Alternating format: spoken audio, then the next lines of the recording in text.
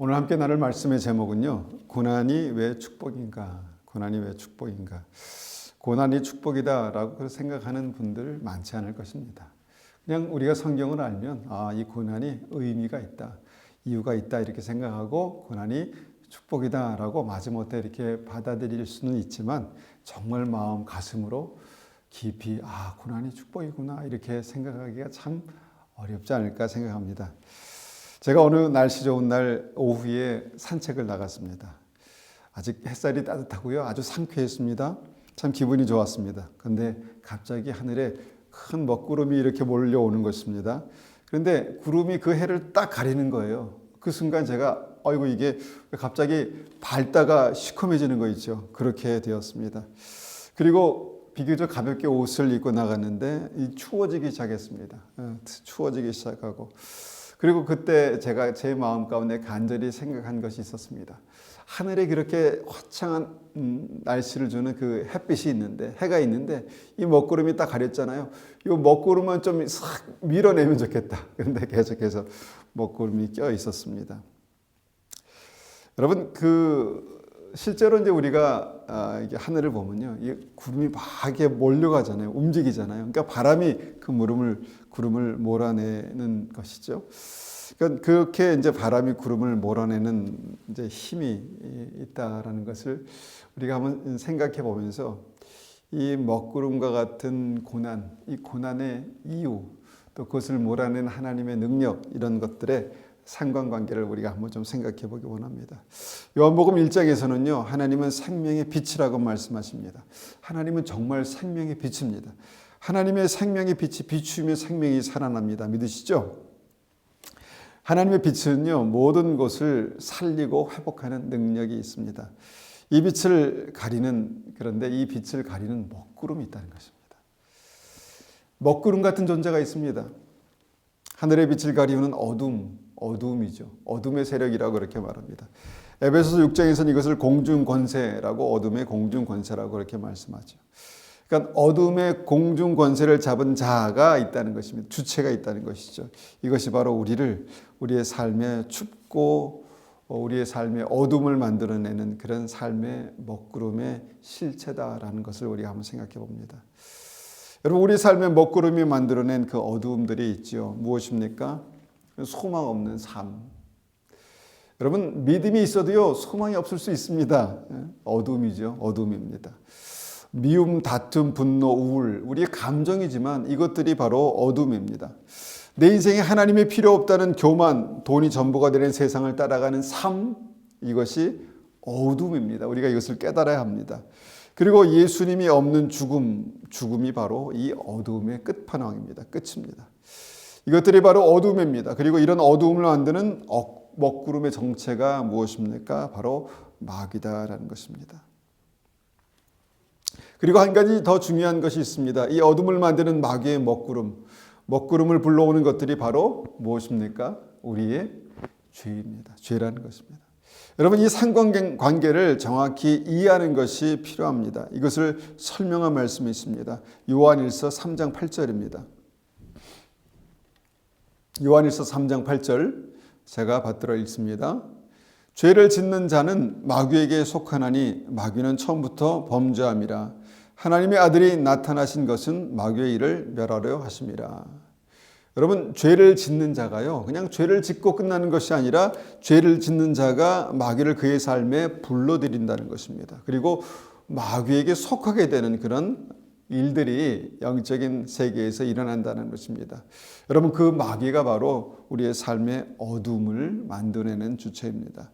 미움을 만들어내고 분노와 살인을 만들어내고 탐욕과 죄를 만들어냅니다. 그리고 그 어둠이 더욱 우리의 삶 속에 가중되기도 합니다.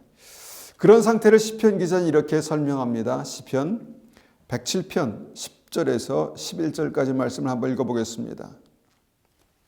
시편 107편 10절에서 11절입니다. 제가 받들어 읽습니다. 사람이 흑암과 사망의 그늘에 앉으며 곤고와 쇠사슬에 매임은 하나님의 말씀을 거역하며 지존자의 뜻을 멸시함이라. 여러분, 죄의 근원이 무엇인지 아십니까?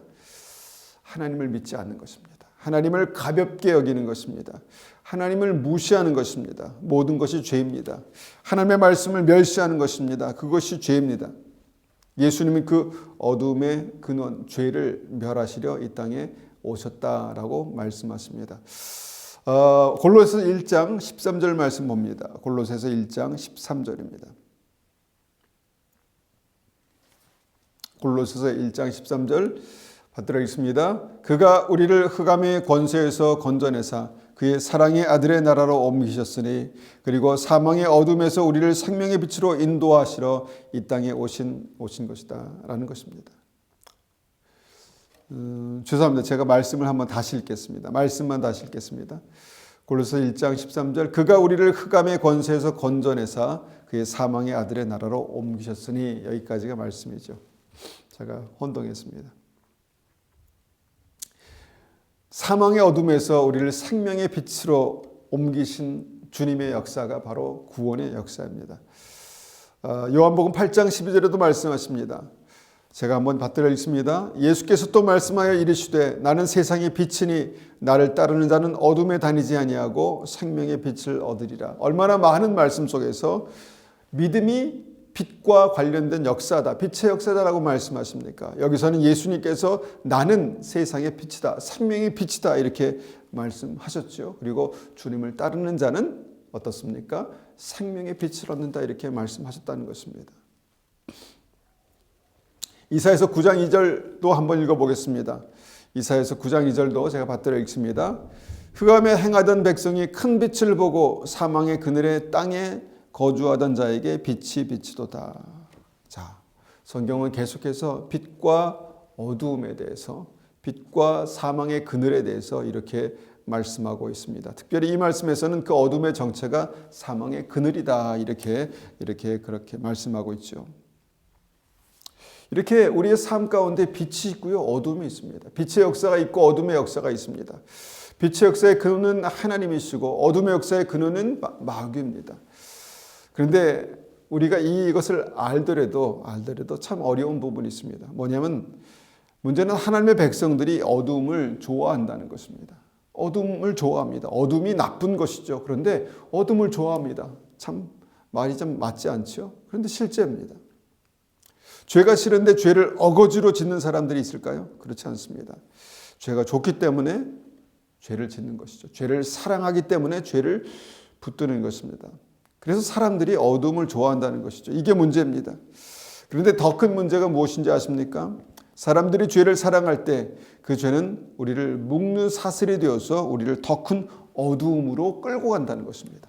어둠은 그 어둠에서 끝나지 않습니다. 어둠은 우리를 죄의 사슬로 묶고 더 큰 어둠으로 끌고 간다는 것입니다. 그리고 그 사슬의 끝을 마귀가 붙들고 있다는 것이죠. 우리는 죄를 놓지 않고 그 죄가 사슬이 되어서 마귀에게 붙들려 있다는 것입니다. 그래서 이 어둠을 쉽게 빠져나오지 못하는 그 악순환이 계속된다는 것입니다. 그래서 흑암에서 우리를 건지시는 구원의 역사가 시작됩니다. 그것이 뭡니까? 오늘 우리가 보기 원하는 고난입니다. 고난. 광야에서 고난으로 시작된다라는 것입니다. 인생의 광야에 고난이 시작되는 것이죠. 사람들이요, 고난을 만날 때 겸손해집니다. 고난을 만날 때 겸손해집니다.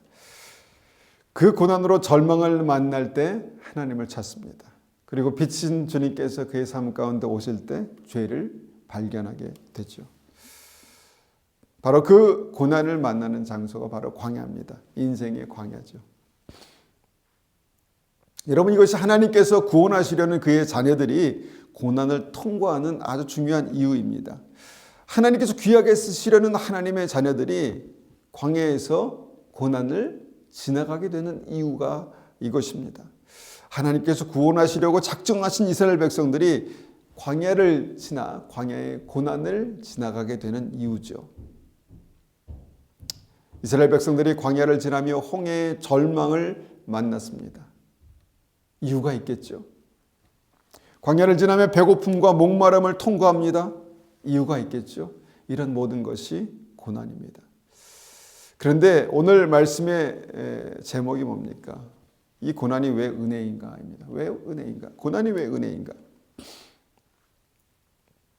이 고난이요, 우리를 깨끗게 하시는, 정결케 하시는 하나님의 용광로이기 때문입니다. 우리가 이제 아주 좋은 비유죠. 하나님의 용광로다. 뜨겁죠? 그런데 이 뜨거움이 우리를 정결케 하시는 하나님의 능력으로 역사한다는 것입니다. 이 뜨거움이 고난이죠. 하나님께 사랑하시지만, 그 믿음을 인정하셨지만 엄청난 고난을 통과한 대표적인 사람, 성경에 나온 대표적인 사람이 있죠. 바로 욥입니다. 욥기 23장 10절에서는 이렇게 고백하죠. 내가 가는 길을 그가 아시나니 그가 나를 단련하신 후에는 내가 정금같이 나오리라. 정금 무엇입니까? 용광로에서 재련된 순금, 이것을 정금이라고 말하죠. 그러니까 용광로에 들어갔다가 나온 그것을 정금이라고 말합니다. 여러분, 금광석이 용광로에 들어갈 때 금이 녹아 없어질까 봐 걱정하는 광부는 없습니다. 그렇죠? 왜냐하면 용광로의 목적은 금을 없애는 것이 아니라 금에 붙어있는 불순물을 제거하는 것이기 때문입니다. 하나님께서 사랑하시는 욥을 고난의 용광로에 집어넣으십니다. 그 고난을 통과하는 욥은 정말 죽을 것 같았습니다. 그런데 그 고난의 끝에서, 그 용광로가 끝날 그 시점에서 욥기 42장에 어떤 일이 일어납니까? 욥이 그 삶의 깊은 죄의 뿌리를 발견하고 회개했다는 것입니다. 이것이 욥기 전체의 내용입니다. 욥기의 하이라이트가 이 42장입니다. 하나님께서 그렇게 그 믿음을 칭찬하셨던 욥도 그 삶에 죄가 있었다는 것을 끝에서야 발견하게 됩니다. 로마서 3장 23절에서는 모든 사람이 죄를 범하였으며 하나님의 영광에 이르지 못하더니라고 말씀합니다. 그러니까 모든 사람들에게 죄가 있기 때문에 어떻게 됩니까? 그 죄를 걸러내기 위한, 그래서 죄를 걸러내기 위한 하나님의 역사가 시작됩니다. 그것이 바로 고난의 용광로다라고 우리가 이해할 수가 있습니다. 욥에게도 고난이 필요했다는 것입니다. 그래서 욥기의 대표적인 고난, 대표적으로 고난이 필요하고 그것이 축복이다라는 말씀을 이제 욥기에서 우리가 읽게 되는 것이죠. 하나님께서 욥을, 그 고난을 통과한 욥을 진심으로 축복하시고 사랑해 주시는 그 장면이 이제 욥기의 결론으로 딱 이제 마무리되죠. 여러분, 고난의 목적은요, 우리의 깊은 죄들을 드러내시는 것입니다. 하나님의 천국 백성으로, 하나님의 자녀로 우리를 정말 구별된 그리스도의 신부로 삼으시기 위해서 우리의 죄들을 드러내시는 것이 고난이다라고 저는 믿습니다. 고난의 용광로에서 모든 죄의 불순물들을 주님께서 태워버리시는 것이죠. 사울 왕, 하나님께서 택하시고 기름 부으신 사울 왕이요, 전쟁이라는 고난을 만납니다. 그때 그의 내면에 깊은 죄들이 드러나게 되죠. 하나님께서 그를 택하시고 기름 부으셨습니다. 그리고 세우셨습니다. 그리고 나서 어떤 고난을 통과하게 되는 것이죠. 먼저 블레셋과의 전쟁에서 어떤 죄가 드러납니까?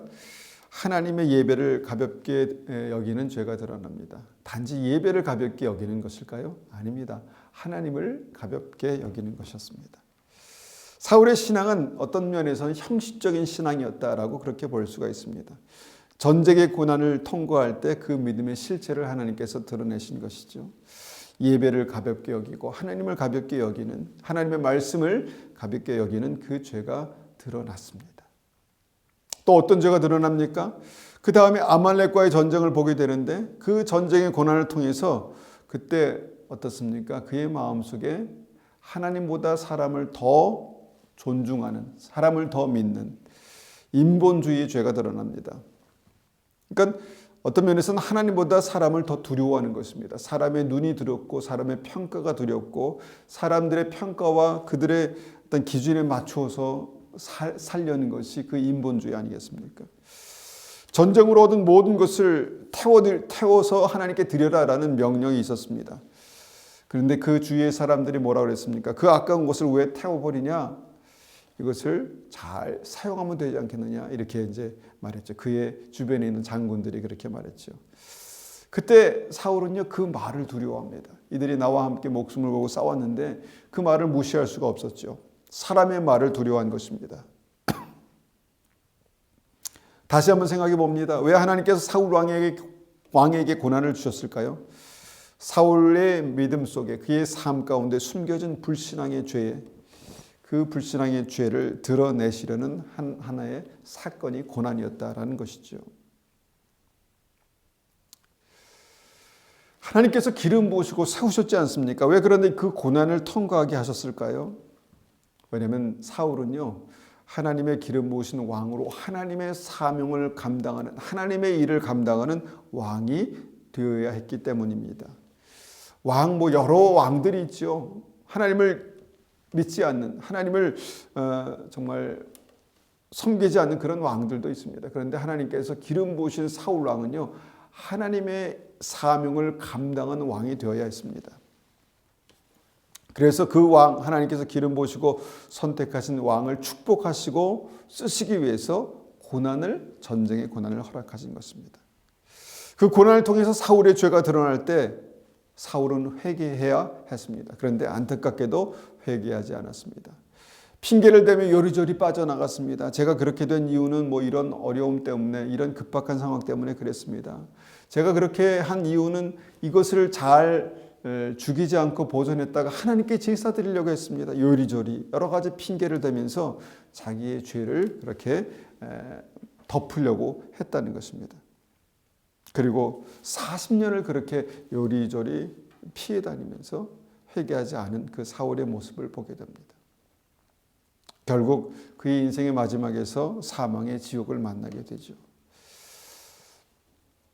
그런데 여기서 우리가 한번 주목하게 되는 말씀이 있다는 것이죠. 사울이 회개하지 않고 요리조리 피해 다닐 때 그 실제 삶의 이면에서 있었던 어떤 영적인 역사가 있었습니다. 그것이 사무엘상 18장 10절 11절 말씀입니다. 사무엘상 18장 10절에서 11절 말씀 받들어 읽습니다. 그 이튿날 하나님께서 부리시는 악령이 사울에게 힘있게 내림에 사울의 손에 단창이 있는지라 그가 스스로 이르기를 내가 다윗을 벽에 박으리라 하고 사울이 그 단창을 던졌으나. 자, 이 말씀에서 보니까 사울 안에 있었던 죄가 무엇입니까? 그의 왕권에 대한 불안함을 만들어냈습니다. 어둠을 만들어냈습니다. 불안함, 초조를 만들어냈죠. 그리고 그 불안은 다윗을 향한 미움이라는 것으로 그렇게 분출해 나갔습니다. 미움과 살인이라는 것으로 그렇게 터져 나왔습니다. 이것이 사울의 삶 가운데 나타난 어둠이죠. 그러니까 죄가 그런 어둠을 만들었다는 것입니다. 그 어둠이요, 충성스러운 신하, 자기의 삶의 그 하나님의 은혜를 파괴하기 시작했습니다. 충성스러운 신하인 다윗에게 창을 던졌다는 것이죠. 그런데 그 이면의 영적인 사건이 무엇입니까? 마귀의 역사라는 것입니다. 악령의 역사가 있었다는 것입니다. 악령이 그 죄와 어둠을 주관하고 있었다는 것입니다. 모든 어둠의 배경, 모든 어둠의 근원에 바로 이 마귀가 있는 이유입니다.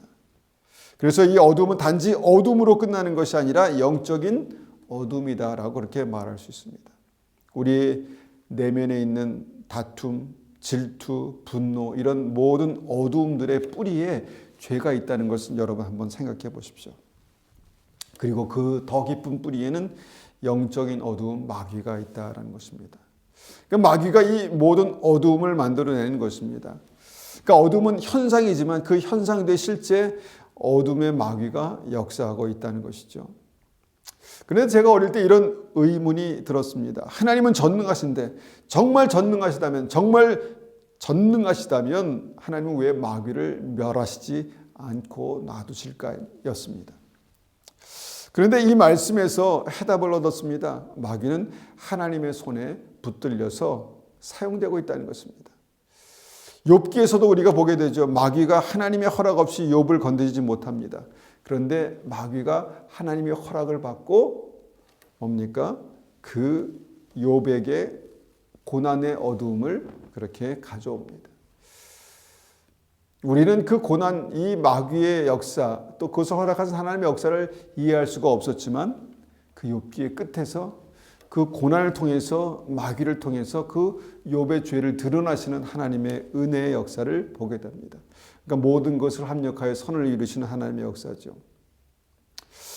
그러니까 하나님께서 마귀의 때가 닿기까지 마귀를 죄와 어둠을 드러내는 도구로 그렇게 사용하고 계신다는 것을 우리가 알게 됩니다. 참 어려운 말씀이지만 이것을 우리가 어떻게 이해하면 좋을까요? 여러분 그런 경험이 있습니까? 나무를 만지다가 가끔 이 손에 가시가 박힙니다.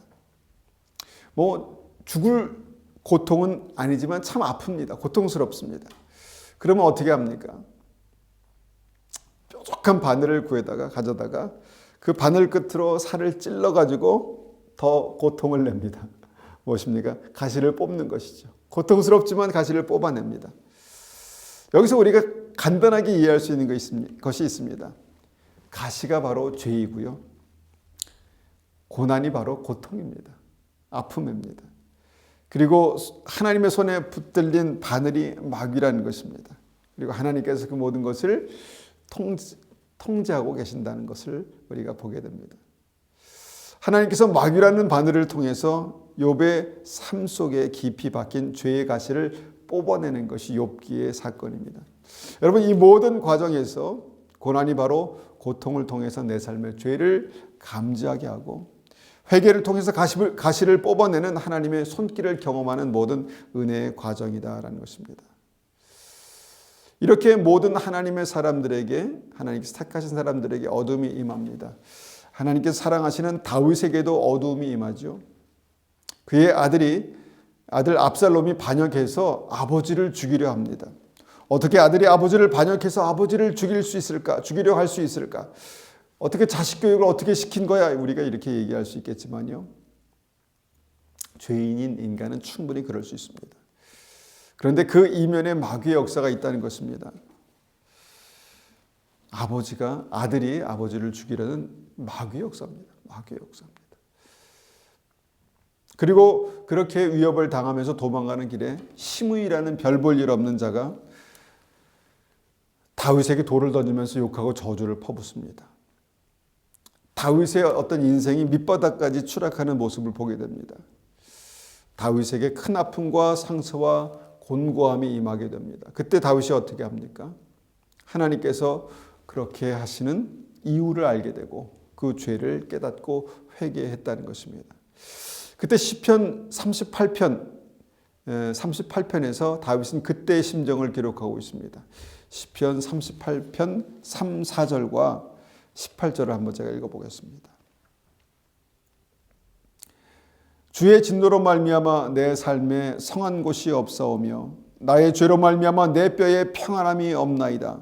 내 죄악이 내 머리에 넘쳐서 무거운 짐 같으니 내가 감당할 수 없나이다.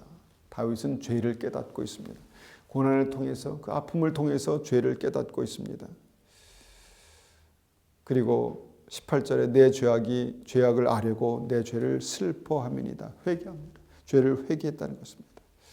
다윗이 고난을 통과하면서 지난 과거에서 완전히 깊이 뿌리 박은 그 죄를 다시 한번 깊이 회개하는 장면을 보게 됩니다. 그리고 하나님께서 행하시는 모든 일들, 이 고난을 통해서 죄를 드러내시는 모든 일들을 합당하다라고 그렇게 고백하고 있는 것이죠. 시므이가 그렇게 욕하고 저주할 때 다윗이 한 말이 있습니다. 사무엘 하 16장 10절이죠. 한번 받들어 읽습니다. 그가 저주하는 것은 여호와께서 그에게 다윗을 저주하라 하심이니. 저주 얼마나 나쁜 것입니까? 그런데 다윗은 그렇게 고백합니다. 그가 저주하는 것은 하나님께서 허락하신 것이다. 이렇게 말씀합니다. 이렇게 말합니다.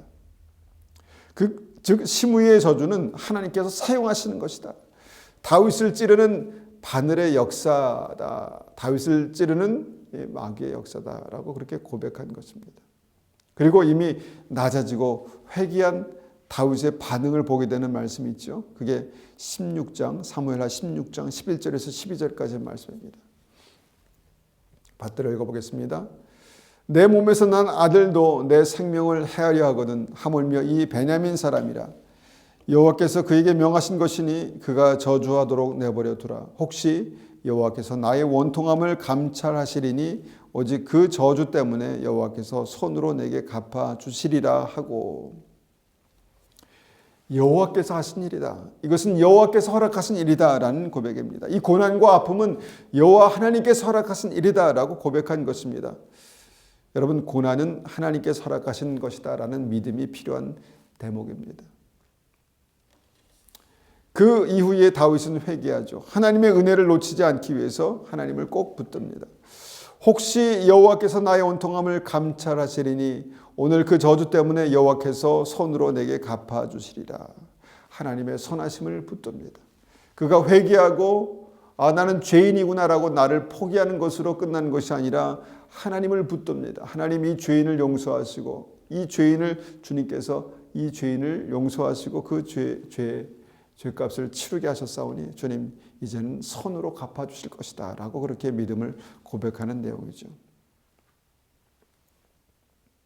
다윗은 고난 가운데 하나님의 선하심을 끝까지 믿었습니다.